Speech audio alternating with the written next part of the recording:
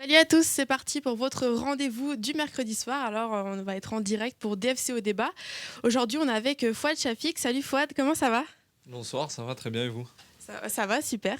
Euh, Après la victoire face à Caen de ce week-end, vous êtes 13e au classement. Vous soufflez enfin. Comment est-ce que vous le sentez au niveau de l'équipe?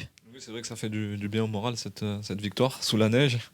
Donc c'est vrai que c'était contre un concurrent direct au maintien. Donc ça fait du bien au moral et c'est bon pour la confiance pour la suite. Alors, tu as un parcours un petit peu atypique. On va revenir durant l'émission. Aujourd'hui, tu as 30 ans et tu es en Ligue 1. Est-ce que tu as toujours un peu rêvé de cette Ligue 1? Oui, c'est sûr, comme vous l'avez dit, j'ai un parcours assez atypique. Donc je suis arrivé sur le tard, je n'ai pas fait de centre de formation. Après, c'est vrai que je vis un rêve éveillé. J'ai passé 4 ans en Ligue 2. J'ai joué dans à peu près tous les niveaux régionaux. Donc là, j'arrive en Ligue 1 à 29 ans, 30 ans. Donc c'est vrai que c'est que du bonheur pour moi. On va en reparler durant l'émission. Alors surtout vous, n'hésitez pas à poser toutes vos questions à Fouad, il y répondra. Tu es arrivé à Dijon seulement début de la saison cette année. Comment ça se passe? Ça te plaît bien, la ville, l'équipe? Comment tu t'es intégré? Ouais, c'est vrai que ça se passe très bien. Je connaissais déjà quelques joueurs. Donc à force de jouer contre eux en Ligue 2, la ville, c'est une très belle ville. J'ai fait quelques visites. C'est une ville familiale. En plus, je me suis rapproché de chez mes parents qui sont du côté de Pierrelatte dans la Drôme, dans le sud de la Drôme. Donc c'est vrai qu'ils viennent souvent me rendre visite, mes amis aussi. Donc pour l'instant, je vis un rêve éveillé. On va aller sur le plateau, je t'emmène, tu me suis? Allez.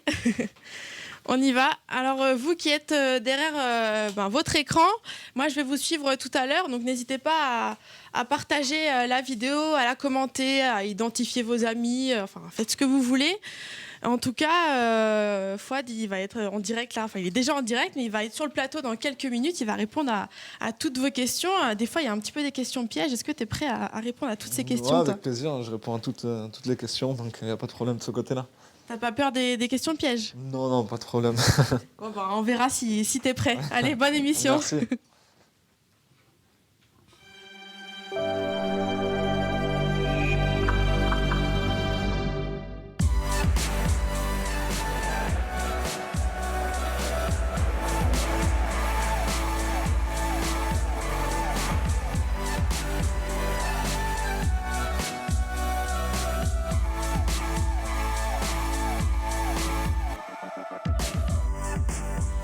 Il est 20 h, salut à tous, merci d'être fidèles au rendez-vous des FCO et débat. Comme chaque mercredi, on est en direct avec un invité et avec vous surtout, vos questions, vos commentaires. N'hésitez pas, Marine vous le redit à chaque fois, hein, mais n'hésitez pas vraiment à laisser vos questions, on est là pour les relayer. Ce soir, vous l'avez vu, c'est Fouad Chafik qui est avec nous. Salut Fouad. Bonsoir. Merci d'être sur ce plateau. Merci pour Et votre puis, invitation. pour vous prouver que cette émission, c'est vraiment celle des supporters et des internautes, et on en a invité un de supporter du DFCO. Il anime depuis la rentrée, depuis cet été, une page qui s'appelle le Dijon Show.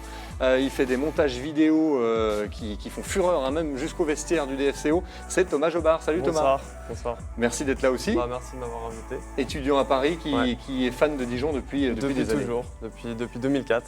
Première fois que j'ai mis les pieds à Gaston Gérard. Voilà. Mon papa, au lieu de m'emmener au parc, il m'emmenait à Gaston Gérard. Du coup, voilà, je suis tombé tout de suite amoureux de l'ambiance familiale du club et tout ça, quoi. Eh ben, ça sera sympa de pouvoir discuter comme ça avec Fouad aussi pendant cette émission. Et puis vos messages, celui qui va les lire et les relayer, c'est Mathis ce soir. Salut Mathis. Salut. Est-ce qu'il y en a déjà? Mais Est-ce il y qu'il a, y a y a une première déjà question? plein de messages. Déjà, un petit message de Christina qui nous dit que ton sourire, c'est le soleil du DFCO. Voilà. Ah, c'est gentil. Mais un petit peu plus sur le football, déjà, PA qui nous demande est-ce que tu aimerais jouer un cran plus haut sur le terrain? Après moi, normalement, je suis milieu de formation. Donc ça fait 5 ans que je joue à ce poste de latéral. Après, c'est vrai que là, ce poste maintenant me plaît. Donc je suis porté vers l'avant, mais on est quand même défenseur avant tout. Il n'y a pas trop de frustration justement sur le terrain. J'imagine que c'est aussi un peu le sens de la question. C'est vrai qu'on te voit souvent aider l'équipe avec des montées sur le côté. C'est quelque chose qui te manque dans le jeu ou Non, pas ça forcément? va, pas tellement. En plus, là, on joue dans un dispositif. On a fait quelques matchs dans un dispositif qui me permet de jouer un peu plus haut avec une sécurité derrière. Donc, c'est vrai que ça me correspond un peu plus, mais il n'y a pas de problème. Moi, je peux jouer dans n'importe quel dispositif. On va peut-être revenir déjà ensemble sur la bonne nouvelle du week-end. C'était cette victoire face à Caen, un match sous la neige qui a été fortement perturbé par les conditions météo, mais qui a été remporté par les Dijonnais, 2-0. C'est forcément une très bonne nouvelle. On a envie d'avoir votre ressentiment sur ce résultat, forcément précieux dans la course à la montée, au maintien. Il n'y a plus de montée, on est de retour à l'an dernier. Là. Dans la course au maintien, c'est important. Comment vous avez vécu cette soirée dans le groupe? Vous avez l'impression d'avoir marqué des points précieux là? Exactement, donc comme vous l'avez dit, c'était contre un concurrent direct au maintien. Donc on a fait un bon match, donc il fallait absolument réagir après le non-match contre Metz où on s'est pas du tout reconnu. Donc là, c'est une victoire importante, c'est bon pour le mental et la confiance, et c'est de bon augure pour la suite. Malgré tout, il y a eu des frayeurs, j'imagine, dans ce match.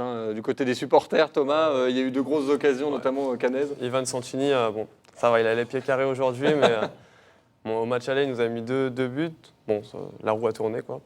Et puis bon, c'était dans l'adversité, donc ça fait toujours du bien de gagner comme ça. Puis il faut gagner contre les concurrents aussi. Et puis bon, de toute façon, on va aller gagner à Lyon maintenant dimanche. Et voilà. Toi qui fais des montages vidéo, les images étaient assez surréalistes sur ce match. Franchement, c'était des images magnifiques, surtout sur les célébrations de but. Quand on a vu toute la rage de Loïs Diony, puis même Baptiste quand il sort la double parade à la fin, quand il a célébré avec le public. C'était des images franchement magnifiques. Mathie, est-ce qu'il y a des remarques sur Internet? Alors, il y a Benoît qui nous dit qu'avec Mediabet, tu es l'une des plus belles recrues du DFCO. Mais deux autres personnes qui demandent est-ce que tu penses partir, c'est Kyrian et Aline qui demandent est-ce que tu penses rester au DFCO ou qu'est-ce que tu vois pour la suite? Pour l'instant, je suis au DFCO, je suis très bien ici, donc avec un club qui m'a très bien accueilli. Donc je connaissais pas mal de joueurs déjà avant d'arriver, donc je les ai affrontés pas mal de fois en Ligue 2. Donc comme je l'ai dit, c'est une ville familiale, il n'y a aucune pression. Les dirigeants sont super, les supporters pareil, donc franchement, pour l'instant je suis très bien ici et je compte y rester. On parlait du résultat contre Caen. C'est vrai que depuis le début de la saison, on a vu un DFCO qui était plutôt en réussite face aux grosses équipes de ce championnat, pas forcément au rendez-vous face aux concurrents directs pour le maintien. Là, ça fait la victoire à Lorient, plus ce match-là, ça vous rassure un peu dans cette compétition-là du bas de tableau? Oui, c'est sûr qu'on joue notre championnat à nous avec les concurrents directs, comme vous l'avez dit. Donc première victoire à l'extérieur contre Lorient qui nous a fait énormément de bien. Cette victoire contre Caen aussi qui fait du bien au moral et qui est bon pour la confiance. Et j'espère que ça va continuer contre les petits, entre guillemets, de notre championnat. Une question qui peut peut-être se rattacher à ça, c'est Léo qui nous dit qu'il t'a connu quand tu jouais au Stade Levallois. Qu'est-ce que ça change de passer de la Ligue 2 à la Ligue 1? C'est vrai qu'il y a pas mal de différences, on me pose souvent cette question. Donc au niveau de la concentration, il faut vraiment être concentré de la première à la 90e, même dans les arrêts de jeu. On a vu pas mal de fois, on prend des buts dans les 5 dernières minutes. C'est vrai que le classement aurait pu être tout autre en gérant mieux ces moments importants. Donc sinon, j'espère que ça va continuer comme ça et qu'on va pouvoir monter au classement. On va regarder justement le classement. Très bonne transition, Fouad. On va l'observer parce qu'il y a du mieux pour Dijon. On va regarder déjà la première moitié du classement de la Ligue 1. Pour le moment, Dijon n'y est pas encore. Monaco, Paris, Nice, Lyon, 4e avec 40 points. Et puis on voit que Toulouse est remonté un petit peu aussi à la 9e place. Et puis dans la deuxième partie, celle qui nous intéresse de plus près, on voit que Nantes va mieux et que Dijon est remonté donc à la 13e place avec 27 points. Mais ce goal average de -3 qui vaut presque un point de plus, parce qu'on voit que dans ce groupe de 4 équipes à égalité, Dijon est en tête. Malgré tout, on voit aussi que c'est très serré. Bastia et Lorient ont un peu décroché.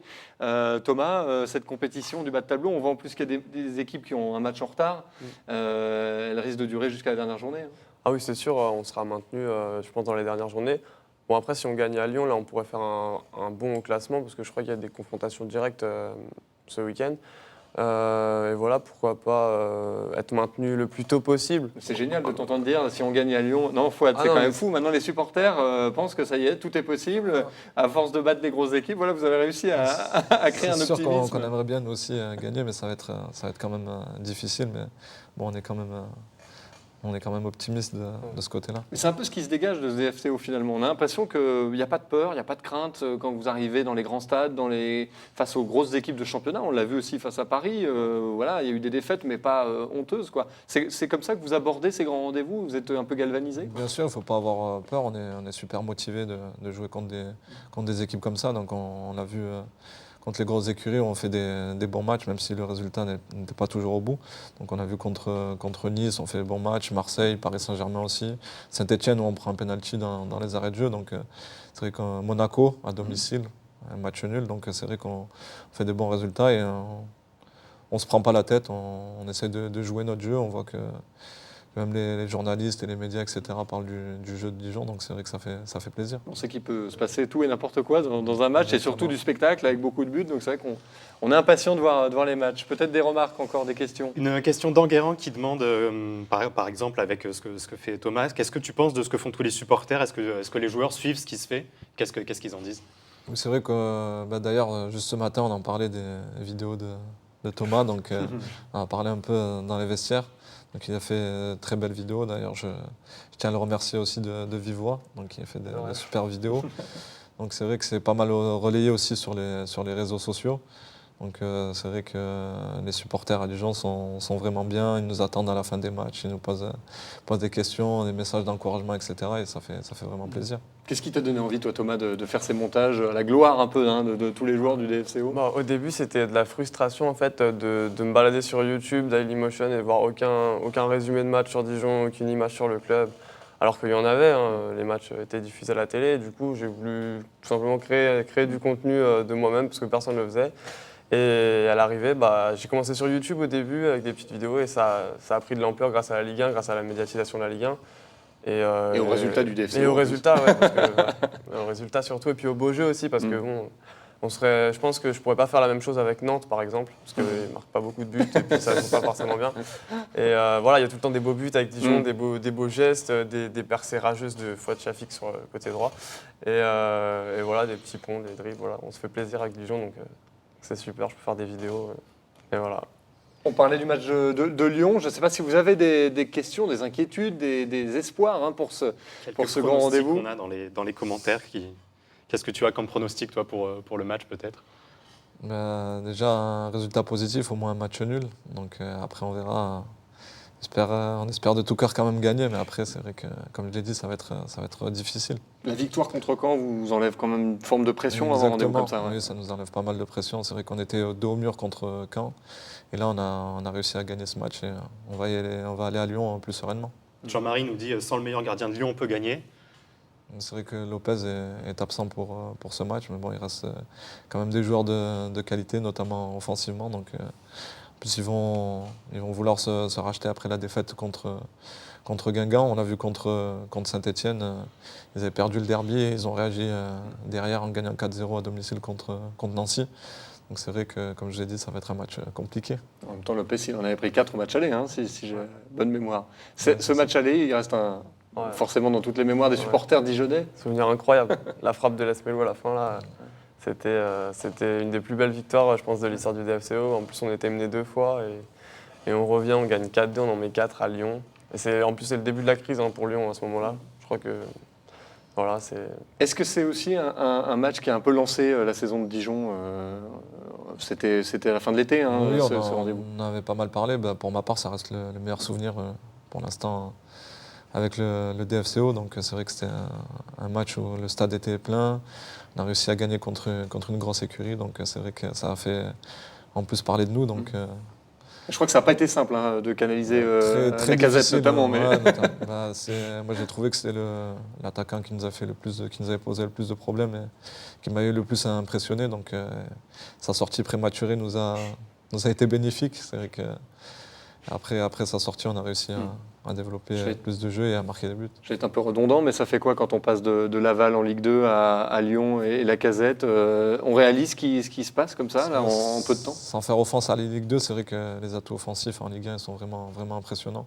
Donc, contre Paris, je suis passé de Di Maria, ensuite le remplaçant c'était Pastore. C'est vrai qu'en Ligue 2, on n'a pas assez de joueurs, sans faire offense à la Ligue 2, comme je l'ai dit, vu que j'ai passé 4 ans, donc j'ai quand même eu des bons souvenirs en Ligue 2.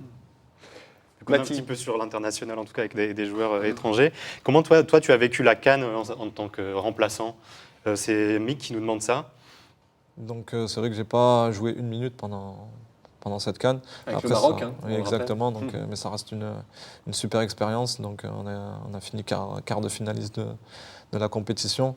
Après c'est vrai que sur le banc, on aimerait bien apporter sur le terrain, mais bon c'est difficile. Après on respecte les choix de l'entraîneur et on se donne à fond aux entraînements et on essaye de gagner sa place comme ça. Tu as pu suivre les résultats du DFCO en ton absence comme ça aussi Bien sûr, là j'étais vraiment omnibulé par les résultats du DFCO, même à l'autre bout du monde. Donc je suivais ça en direct. Donc c'est vrai que ça m'a fait plaisir quand j'ai vu la première victoire à l'extérieur contre Lorient. Thomas, tu guettais les images de la CAN, les rentrées éventuelles Ah oui, de clairement, Fouad oui, clairement. J'étais devant le match du Maroc, je me disais, il faut absolument que j'ai des images sur Fouad, et puis c'est dommage, j'en ai pas eu, mais bon, peut-être dans 2 ans. Alors, Fouad, on va rappeler aussi que c'est un parcours un peu atypique parce que professionnel seulement depuis tes 25 ans. Hein. Avant, c'était les études, un master 2 en économie du sport et tourisme, si j'ai bien Exactement, préparé c'est le dossier. C'est ça. C'était une volonté pour toi, pour ta famille aussi, de faire passer les études avant le foot. Au départ, oui, c'était surtout pour ma famille. Moi, j'aurais bien aimé faire un centre de formation. Mais bon, après, c'est vrai que j'avais pris goût aux études et mes parents m'ont un peu poussé dans ce sens-là. Donc après, ça s'est très bien passé. C'était important pour moi aussi d'avoir un bagage scolaire parce que le foot, si on arrive à jouer jusqu'à 40 ans, c'est vraiment, vraiment très bien. Après, pour la reconversion aussi, c'est important. Je sais qu'après le foot, moi, j'aimerais bien travailler dans le marketing sportif ou l'événementiel sportif. Donc tout ce qui est organisation de grands événements sportifs comme les JO, j'espère qu'ils vont être attribués à Paris. Donc ça serait une bonne chose, donc travailler dans ce secteur-là. Et comme vous l'avez dit, je n'ai pas fait de centre de formation. Donc comme vous l'avez dit, j'ai un Master 2 en économie du sport et du tourisme. Et qu'est-ce que ça apporte plus de sérénité quand comme ça, on découvre le sport professionnel après ce bagage-là, ça apporte quoi? Ouais, plus de sérénité, on arrive à pas mal relativiser aussi les événements de la vie, on arrive vite à passer à autre chose. Mathie, où en sont nos internautes sur Facebook? Alors, Vous pouvez toujours commenter. 2 questions qui se recoupent un petit peu. C'est Enguerrand qui nous demande à Dijon quels sont les joueurs qui t'impressionnent le plus. Et Allé Laval qui nous dit quel est le meilleur joueur du DFCO pour toi cette Donc saison. en ce qui concerne les joueurs, c'est vrai qu'on a Baptiste René, un gardien qui fait une très bonne saison jusque-là. Mehdi Abed et Loïs Diony, je pense qu'ils sont les 3 joueurs qui ressortent cette saison. Pierre Lesmelou aussi qui vous Exactement apporte. aussi. Ouais. Là, c'est dommage qu'il soit blessé en ce moment. Et j'espère qu'il va revenir au plus vite. C'est vrai qu'on a beaucoup salué et loué le jeu offensif du FCO depuis le début de la saison. Il y a une très belle attaque qui est prolifique. Est-ce que c'est pas frustrant d'être en défense, justement? Est-ce qu'on n'est pas un peu plus pointé du doigt comme ça dans une équipe qui est un peu plus en délicatesse dans ce secteur-là, même si ça fait... Voilà, le match de Caen a dû rassurer aussi tout le monde. Oui, c'est vrai qu'on n'a pas pris de but contre Caen.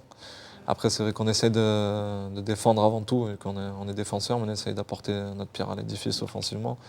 On a vu que les défenseurs sont capables de marquer aussi. Je pense à Cédric Varro ou Jordan Lotiès qui ont marqué dernièrement. Donc, c'est vrai, après, ça reste une équipe. Les premiers défenseurs, ce sont les attaquants. Ils font un bon boulot de ce côté-là. Ils courent beaucoup. Et après, c'est vrai que la défense est plus pointée du doigt.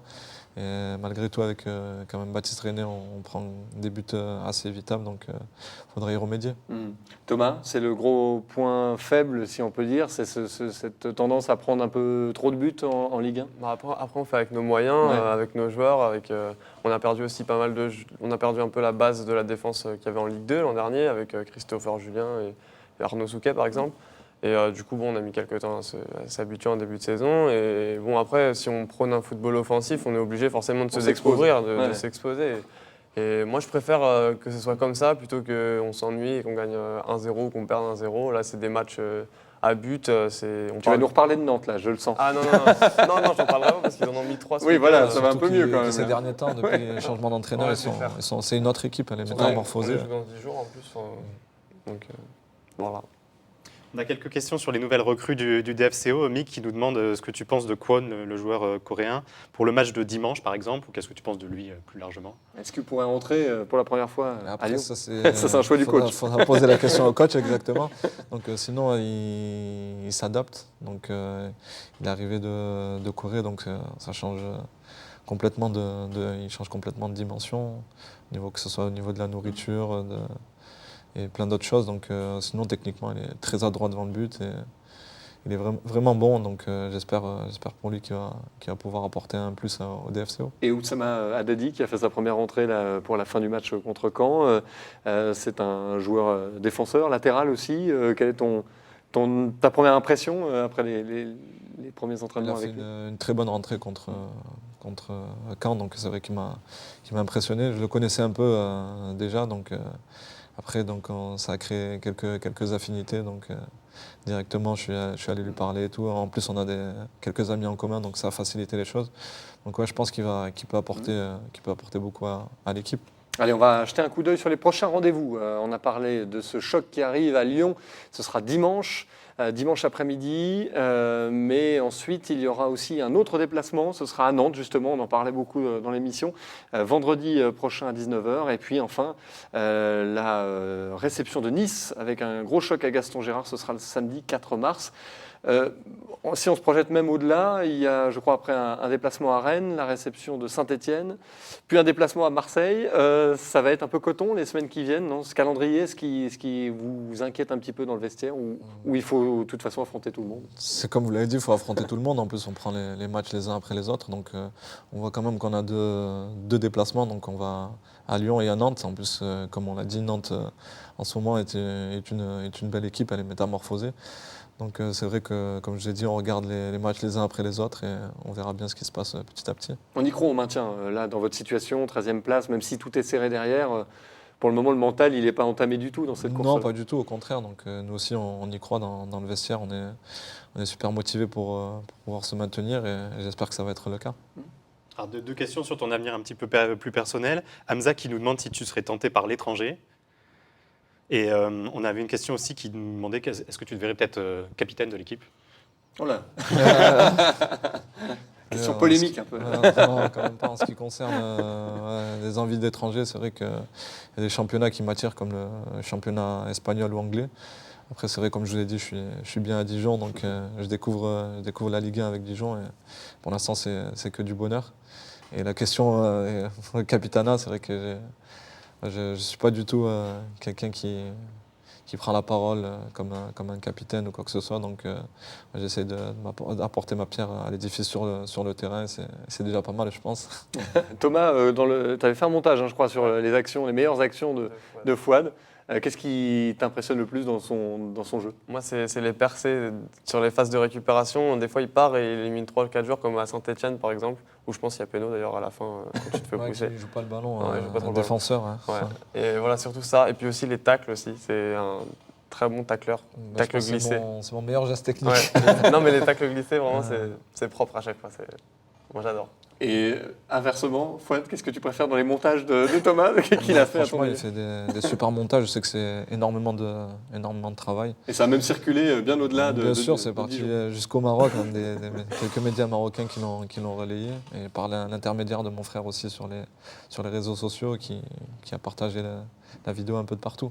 Bon. On a même une question pour toi, Thomas, un fan du DFCO qui nous demande quels sont tes projets pour le Dijon Show. Le projet, déjà, on va se maintenir en Ligue 1 parce que je pense que si on redescend en Ligue 2, ce sera un peu plus compliqué de continuer le Dijon Show. J'aurai beaucoup moins d'images. Donc on va se maintenir en Ligue 1 et pourquoi pas l'année prochaine jouer l'Europa League, par exemple. Ce serait pas mal. Il est ambitieux. Hein. Moi, je vois ça comme ça. Les supporters, c'est souvent comme ça. On brûle les étapes. Si on garde nos meilleurs joueurs, pourquoi pas, quoi. Allez, merci en tout cas à tous les deux. Merci Fouad. Merci à vous. Bonne fin de saison. On va suivre évidemment tous les matchs. Merci Thomas pour cette première. Merci à vous. Avec nous, c'était très sympa de venir. Et puis on suivra toujours la page de Dijon Show pour voir les prochains montages. Merci Mathie. Avec plaisir. Merci à tous les internautes d'avoir participé. Vous pouvez bien sûr continuer à relayer cette émission, à la partager, à citer vos amis qui sont susceptibles d'être intéressés par toute l'actu du DFCO et par celle de Fouad en particulier. Et puis le prochain rendez-vous, donc c'est dimanche à Lyon pour ce grand match. Et la prochaine émission, c'est mercredi soir prochain. On ne sait pas encore avec qui, c'est la surprise. Allez, ciao, bonne soirée.